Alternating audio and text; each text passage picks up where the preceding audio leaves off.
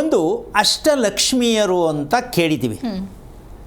ಇವತ್ತಿನ ಒಂದು ವಿಚಾರ ಏನು ಹೇಳಬೇಕು ಅಂದರೆ ಅಷ್ಟಲಕ್ಷ್ಮಿ ಅಷ್ಟೇ, ಲಕ್ಷ್ಮಿಯರು ಇಲ್ಲ. ಈ ಅಷ್ಟಲಕ್ಷ್ಮಿಯರು ಯಾರು, ಅಷ್ಟಲಕ್ಷ್ಮಿ ಯಾರು, ಅದಕ್ಕೆ ಪ್ರಶ್ನೆಗೆ ಪ್ರಶ್ನೆ ಅಂತ ಹೇಳಿದ್ದು ಅಲ್ಲಮ್ಮ. ನಾವೆಲ್ಲ ಮಾತಾಡೋದು ಅಷ್ಟಲಕ್ಷ್ಮಿಯರು, ಧಾನ್ಯಲಕ್ಷ್ಮಿ, ವಿಜಯಲಕ್ಷ್ಮಿ ಇವೆಲ್ಲ ಮಾತಾಡ್ತಾ ಹೋಗ್ತೀವಿ. ಇವರೆಲ್ಲ ಸೇರಿ ಒಂದಾಗಬೇಕಾದ್ರೆ ಅವರು ಅಷ್ಟಲಕ್ಷ್ಮಿ ಅಂತ, ಲಕ್ಷ್ಮಿಯರೂ ಆಗಲ್ಲ. ಈ ಅಷ್ಟಲಕ್ಷ್ಮಿ ಯಾರು ಅಂದರೆ ಮನೆಯಲ್ಲಿರ್ತಕ್ಕಂತಹ ಗೃಹಲಕ್ಷ್ಮಿಯೇ ಅಷ್ಟಲಕ್ಷ್ಮಿ ಆಗಿರಬೇಕು, ಆಗಿರಬೇಕಿತ್ತು, ತಿಳಿಯಬೇಕಿತ್ತು, ಆಗಿಲ್ಲ. ನಾವೇನೇನು ದೇವ್ರನ್ನೇ ಹುಡುಕ್ತಿರೋದು, ಅಷ್ಟಲಕ್ಷ್ಮೀರು ಮಾಡಿದ್ರೆ ಒಳ್ಳೆಯದಂತೆ ಅಂತ ಹುಡುಕ್ತಾ ಇದ್ದೀವಿ. ಅದರ ರಹಸ್ಯ ಏನು ಅಂತ ಇವತ್ತು ಸ್ವಲ್ಪ ವಿಸ್ತಾರವಾಗಿ ವರಮಹಾಲಕ್ಷ್ಮಿ ಹಬ್ಬದ ವಿಶೇಷದಲ್ಲಿ ಎಷ್ಟೋ ಜನಕ್ಕೆ ತುಂಬ ಇನ್ನೂ ಪರದಾಡ್ತಾ ಇದ್ದಾರೆ, ಇನ್ನೂ ಮುಗಿದಿಲ್ಲ, ಸಡಗರದಲ್ಲಿದ್ದಾರೆ.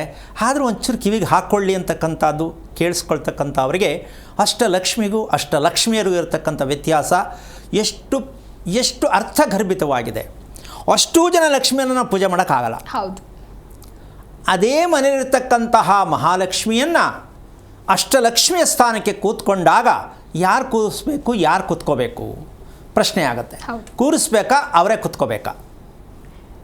ಕೂರಿಸ್ಬೇಕು ಅಲ್ವಾ? ಈಗ ನಾವು ಒಂದು ವಿಚಾರ ಹೇಳಪ್ಪ ಅಂತಂದರೆ, ಇದು ಎಷ್ಟೋ ಜನಕ್ಕೆ ಕಾಮನ್ ಅಂತ ಅನ್ಕೋಬೋದು, ಇದೆಲ್ಲ ಏನು ಮಹಾ ಬಿಡ್ರಿ ಅನ್ನೋ ಮಟ್ಟಕ್ಕೂ ಇರಬಹುದು. ಅರ್ಥ ಮಾಡಿಕೊಂಡ್ರೆ ಈ ಥರನೂ ನಾವು ಮೋಸ ಆಗಿದ್ದೀವ ಅಂತ. ಯಾವುದೇ ಒಂದು ಗೃಹಿಣಿಯರಿಗೆ ಸಂಬಂಧಪಟ್ಟಂತಹ, ಹೆಂಗಸರಿಗೆ, ಸ್ತ್ರೀಯರಿಗೆ ಸಂಬಂಧಪಟ್ಟಂತಹ ಒಂದು ವ್ರತಗಳನ್ನು ಮಾಡ್ತಕ್ಕಂತಹ ಒಂದು ವಿಚಾರಕ್ಕೆ ಹೋದಾಗ ಇದು ವರಮಹಾಲಕ್ಷ್ಮಿ ವ್ರತ ಅಂತಕ್ಕಂಥದ್ದಕ್ಕೆ, ಈ ವ್ರತ ಅಂತಕ್ಕಂಥದ್ದು ಏನು ಅಂತ ತಿಳ್ಕೊಂಡ್ರೆ ಇದಕ್ಕೆ ಅರ್ಥ ಗೊತ್ತಾಗುತ್ತೆ. ವ್ರತಾಚರಣೆಗೂ ಪೂಜೆಗೂ ಏನು ವ್ಯತ್ಯಾಸ? ವರಮಹಾಲಕ್ಷ್ಮಿ ಅಂತಕ್ಕಂಥ ವ್ರತಕ್ಕೂ ವರಮಹಾಲಕ್ಷ್ಮಿ ಪೂಜೆಗೂ ಒಂದು ಸಂಬಂಧ ಇದೆ.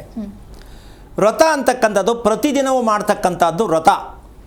ಯಾವತ್ತೋ ಒಂದು ದಿನ ಪೂಜೆ ಮಾಡುವುದಕ್ಕೆ ವ್ರತ ಬರಲ್ಲ. ಯಾವತ್ತೋ ಒಂದು ದಿನ ಪೂಜೆ ಮಾಡ್ತೀವಲ್ಲ ಗೌರಿ ಹಬ್ಬಕ್ಕೆ, ಹೌದಾ? ಅದು ವ್ರತ ಅಲ್ಲ, ಅದು ಪೂಜೆ. ಆ ಪೂಜೆಯ ಅರ್ಥ ಏನು ಅಂದರೆ ಆ ದಿನಕ್ಕೆ ಮನಸ್ಸಿಗೆ ಖುಷಿ.